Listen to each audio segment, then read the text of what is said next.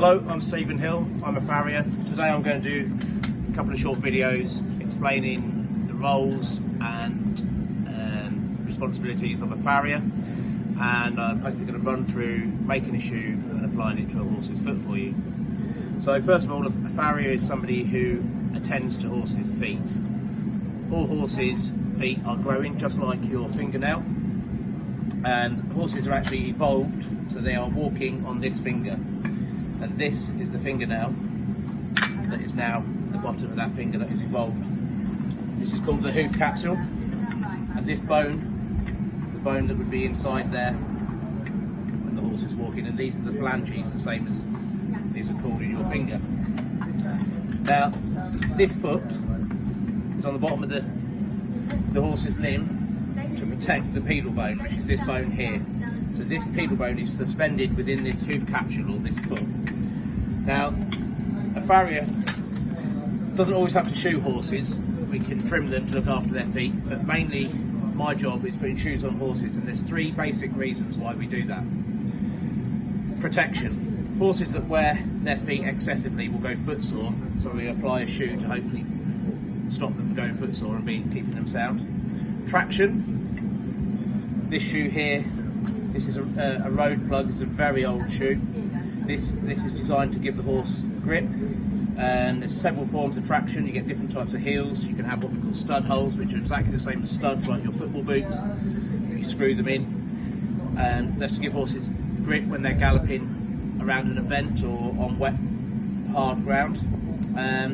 This shoe itself is designed for grip. This is called a hunter shoe, and a hunter shoe is a very clever design. It's made from steel like this. This is called fullered concave shoe. Now the fuller bit is the groove. The groove here is to give the horse traction, just like the tread on the bottom of your boot or on a car tyre. And the concave edge is this inside edge here, which is supposed to simulate the concavity, the shape of the horse's sole. This enables the horse's foot to expel the mud when it's galloping across the fields, so it doesn't ball up. If it had a straight edge on the inside, it's more likely to retain the mud within that hoof, making it heavier and therefore making the horse more fatigued. So the hunter shoes is a very clever design. This is actually a hind foot, and this is very old. This is 40 some odd years old, this foot. This has two clips on here, which traditionally you would put on the horse's foot to set the shoe under. So if the horse's hind foot comes up and contacts the back of the front leg, you'd hopefully have hoof hitting the horse's limb, not a sharp edge. And the edge on this is what we call safe.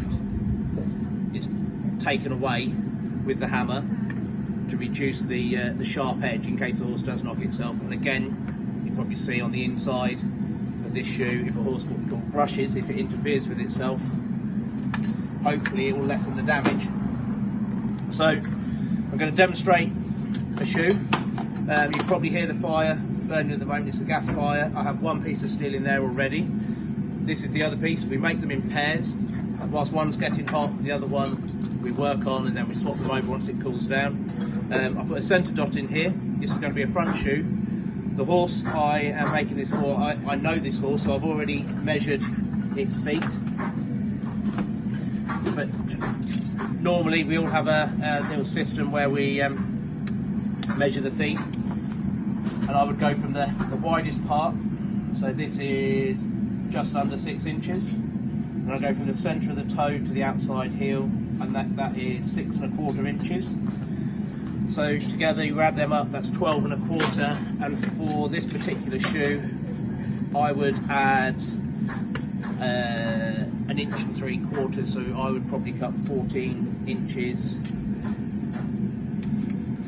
13 3/4 inches I think I would probably cut to make a shoe for this horse out of the size steel.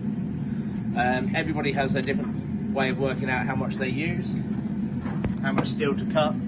I'm only making the shoes for this particular horse because it doesn't have particularly good feet. Most shoes we have now we buy in. This is a machine-made shoe. It's not really cost effective to make all of your shoes, I find, but I do like to make shoes. I do enjoy it, and does make you able to do a better job of some horses. So this forge is run on gas, propane gas. It's ticking over at about 1200 degrees Fahrenheit. I think the melting point of steel is somewhere between 14 and 1500 degrees. The first thing I do, bring the steel out. This is an anvil, this is my hammer, this is tongs. I forge the toe bend. So the toe of the horse, I'm trying to simulate the same shape.